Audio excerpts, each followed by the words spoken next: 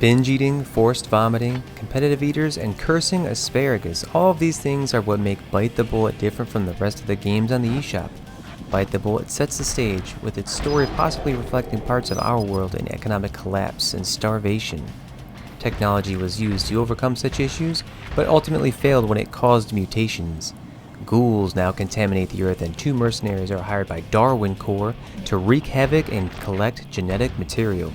This game was developed by MegaCat Studios. Maybe you're familiar with Coffee Crisis or Phantom Fear? All made by the talented retro heads at MegaCat Studios. Pick your player and hop into this decaying world chock full of run and gun action while eating anything you find along the way.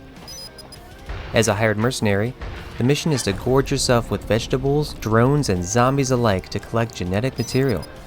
Enjoy some references to Mega Man, Pokemon, and Major League Eaters throughout. New weapons can be found in levels and dropped by baddies and can be upgraded when a certain food is eaten. Anything can be considered food, as this day and age allows it with the help of technology. Bonus levels and areas are found in the Mega Man X capsules and will have minigames or wagers to be bet with shady characters. Collect as much fat, protein from eating and attempt a few other missions, then vomit it out at the end of the level. A skill tree can be found afterward to improve your character. There are a ton of upgrades in the massive web bracket, taking multiple directions. I didn't take the time to map out all the way I wanted to go based on the furthest points because it was a lot of reading. Instead, I opted for choosing the upward direction and was happy that some health increases were peppered in between larger costing upgrades. A 2-weapon setup, air dash, deflection shield, oh, and you can eat your enemies. Did I not mention that earlier? This is not a run and gun, it's a dash and smash. Although maybe we should stick with what is referred to in the game as gun and mouth. Ugh. Combat consists of running, gunning, and eating enemies just prior to their last bit of health going away. It's an interesting portion of the game as calories, fat, protein, and experience will be collected as a result. I'm not a fan of the controls, but there are two layouts to choose from in the options menu. The twin stick layout does not auto-fire, which is what I would hope for. Instead, one of the trigger buttons must be pressed to fire. Switching weapons by pressing in the right joystick kept happening on this pro layout for me. I swapped between the two, but neither felt comfortable. Wall jumping and sliding down edges didn't have that responsive feel I was looking for, and it has room for improvement.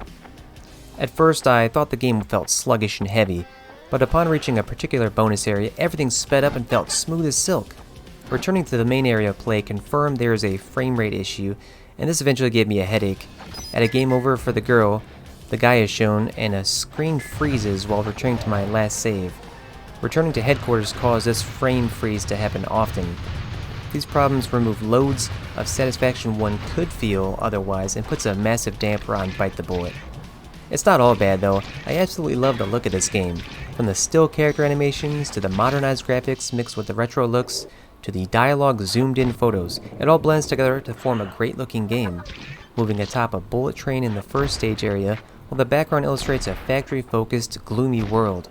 All beautifully crafted in what I would describe as a modernized 16-bit style. Maybe this could have been released on the Sega Genesis? That doesn't sound impossible since MegaCat Studios sells physical editions of their games in retro cart format. Dialogue is natural and well written. I enjoyed it particularly in between levels. Plenty of food puns throughout the game, so I hope you're hungry. An issue I had was small text-ridden items and talk between characters in stages being difficult to read.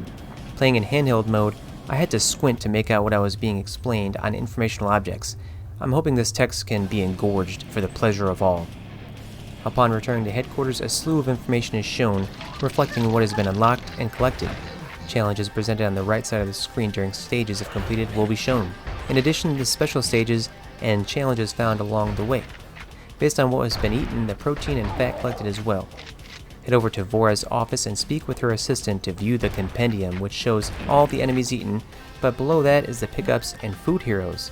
The Food Heroes Compendium is my favorite, as it's composed of competitive eaters I follow, including Bob Shout, Ellie Beast, Matt Stoney, Nikki Sudo, Nate Arreda, and Nick Weary. Lovely addition to the game for specific fans of the eating genre as myself. Final words, I'm worried that others will run into the same issues I did and stop playing. Before finishing the entirety of the first stage, I was blocked by an invisible ceiling. I restarted the stage and played all the way to that point and it was no longer blocked. Frame rate is another massive concern of mine that I hope can be fixed quickly. Controls could be better, but if the previous bugs are removed, then it's just something to get used to. This is a great looking game that deserves a ton of players' attention, but I cannot sincerely recommend it until at least the bugs and issues I had are resolved. This surely deserves a re-review if so, but until then, I'm sad to say hold off. Well, that's it for the review of Bite the Bullet.